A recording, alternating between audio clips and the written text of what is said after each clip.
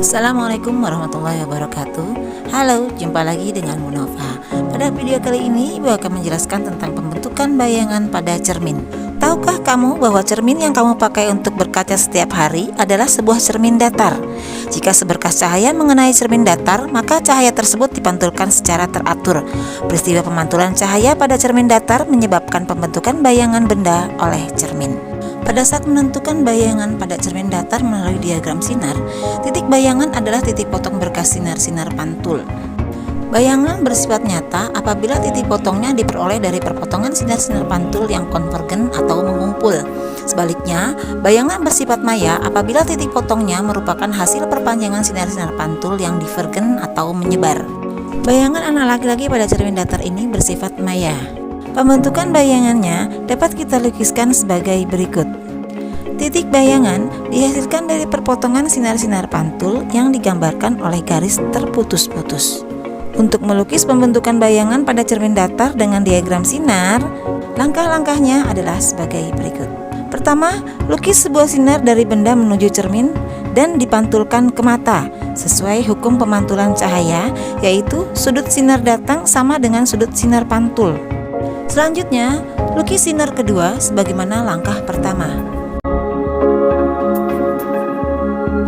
Lukis perpanjangan sinar-sinar pantul tersebut ke belakang cermin sehingga berpotongan. Perpotongan sinar-sinar pantul tersebut merupakan bayangan benda. Jika diukur dari cermin, jarak benda terhadap cermin harus sama dengan jarak bayangan terhadap cermin. Pembentukan bayangan pada cermin lengkung. Cermin cekung dan cembung irisan permukaannya berbentuk bola.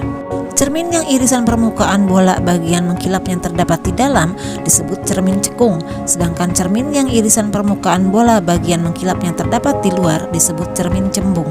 Unsur-unsur pada cermin lengkung. Yang pertama adalah pusat kelengkungan cermin, merupakan titik di pusat bola yang diiris menjadi cermin. Pusat kelengkungan cermin biasanya disimbolkan dengan M atau C. Vertex merupakan titik di permukaan cermin di mana sumbu utama bertemu dengan cermin dan disimbolkan dengan O atau P. Titik api atau fokus adalah titik bertemunya sinar-sinar pantul yang datangnya sejajar dengan sumbu utama. Terletak antara vertex dan pusat dan disimbolkan dengan F. Jari-jari kelengkungan cermin adalah jarak dari vertex ke pusat kelengkungan cermin. Jari-jari kelengkungan cermin biasanya disimbolkan dengan R.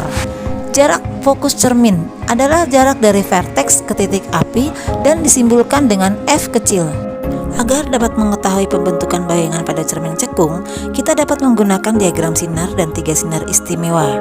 Yang pertama, sinar datang sejajar sumbu utama akan dipantulkan melalui titik fokus. Kedua, sinar datang melalui titik pusat kelengkungan cermin akan dipantulkan melalui titik pusat kelengkungan cermin pula. Sinar istimewa yang ketiga, sinar datang melalui titik fokus akan dipantulkan sejajar dengan sumbu utama. Yang keempat, sinar datang yang berada di kutub cermin cekung atau vertex dipantulkan kembali membentuk sudut yang sama dengan sumbu utama. Untuk melukis bayangan pada cermin cekung diperlukan minimal 2 buah sinar istimewa. Akan tetapi, hasil akan lebih baik dan meyakinkan jika dilukis dengan 3 sinar istimewa sekaligus dengan langkah-langkah sebagai berikut. Pertama, pilih sebuah titik pada bagian ujung atas benda dan lukis 2 sinar datang melalui titik tersebut menuju cermin. Kedua, setelah sinar-sinar datang tersebut mengenai cermin, pantulkan kedua sinar tersebut sesuai kaidah sinar istimewa cermin cekung. Ketiga, tandai titik potong sinar pantul sebagai tempat bayangan benda. Keempat, lukis perpotongan sinar-sinar pantul tersebut. Melukis pembentukan bayangan oleh cermin cekung.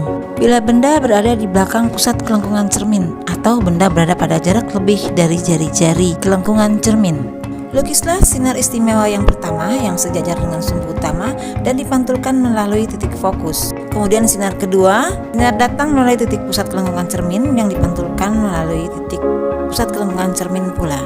Dengan menggunakan 2 sinar istimewa, kita bisa menandai titik potong sinar pantul sebagai tempat bayangan benda. Bagaimana sifat-sifat bayangan yang terbentuk? Berdasarkan gambar tersebut, bayangan terbentuk bersifat nyata, terbalik, dan diperkecil.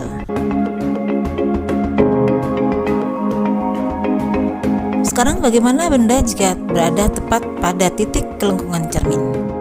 Cukup dengan menggunakan dua sinar istimewa, maka akan diperoleh titik potong dari pemantulan kedua sinar tersebut. Bayangan yang terbentuk juga pada pusat kelengkungan cermin, bersifat nyata, terbalik, dan sama besar. Nah, sekarang bagaimana jika bendanya berada di antara pusat kelengkungan cermin dengan titik fokus? Lihatlah bayangan yang terbentuk. Bayangan yang terbentuk bersifat nyata, terbalik, dan diperbesar. Bila benda berada di titik fokus, di mana letak bayangan yang terbentuk? Berdasarkan gambar tersebut, tidak terbentuk bayangan atau bayangan terletak di tempat yang jauh tak terhingga. Apabila benda berada di antara titik fokus dan vertex, maka dengan memperpanjang garis sinar pantul, terbentuk bayangan di balik cermin yang bersifat maya, tegak, dan diperbesar. Selain menggunakan diagram sinar istimewa, agar lebih mudah memahami letak benda dan letak bayangan, kita dapat memahami pembagian nomor ruang pada cermin lengkung sesuai dengan dalil Esbach. Misalnya benda diletakkan pada jarak lebih dari M atau di ruang 3. Bayangan yang terbentuk akan berada pada jarak antara F dan M atau di ruang 2. Hal ini disebabkan menurut dalil Esbach, jumlah ruang benda dengan ruang bayangan adalah sama dengan 5. Berikut adalah persamaan cermin cekung yang menyatakan hubungan kuantitatif antara jarak fokus, jarak benda ke cermin, dan jarak bayangan ke cermin. Selain itu, rumus perbesaran pada cermin cekung adalah sebagai berikut. Cermin cembung. Sinar-sinar istimewa pada cermin cembung adalah: sinar pertama, sinar datang sejajar sumbu utama dipantulkan seolah-olah dari titik fokus. Kedua, sinar yang datang menuju titik pusat kelengkungan cermin seolah-olah dipantulkan berasal dari titik pusat kelengkungan tersebut. Ketiga, sinar yang datang menuju titik fokus dipantulkan sejajar sumbu utama. 4. Sinar datang menuju vertex akan dipantulkan kembali membentuk sudut pantul yang sama berdasarkan sumbu utama. Untuk melukis bayangan pada cermin cembung dibutuhkan minimal 2 buah sinar istimewa dengan langkah-langkah sebagai berikut. Pilih sebuah titik pada bagian ujung atas benda dan lukis 2 sinar datang melalui titik tersebut menuju cermin. Setelah sinar-sinar datang tersebut mengenai cermin, pantulkan kedua sinar tersebut sesuai kaidah sinar istimewa pada cermin cembung. Kemudian, tandai titik potong sinar-sinar pantul atau perpanjangan sinar-sinar pantul sebagai tempat bayangan benda. Lukis bayangan benda pada perpotongan perpanjangan sinar-sinar pantul tersebut. Jika benda diletakkan di depan cermin cembung, maka bayangan yang terbentuk akan bersifat maya, tegak, diperkecil, dan berada di belakang cermin. Kamu dapat mengamati pembentukan bayangan ini pada kaca spion.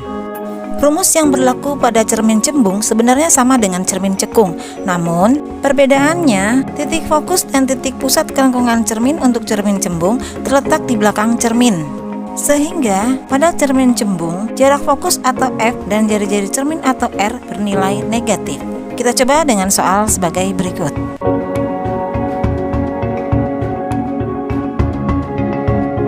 Pada soal ini diketahui jarak cerminnya 15 cm. Nah, pada saat dimasukkan ke dalam rumus, nilai F menjadi minus 15. Sehingga diperhitungkan hasilnya sebagai berikut. Berdasarkan hasil perhitungan dan diagram sinar, bayangan yang diperoleh bersifat maya karena ada di belakang cermin, tegak, dan diperkecil. Nah, supaya kalian lebih paham, kita coba kerjakan soal-soal ini yuk. Selamat mengerjakan dan tetap semangat belajar.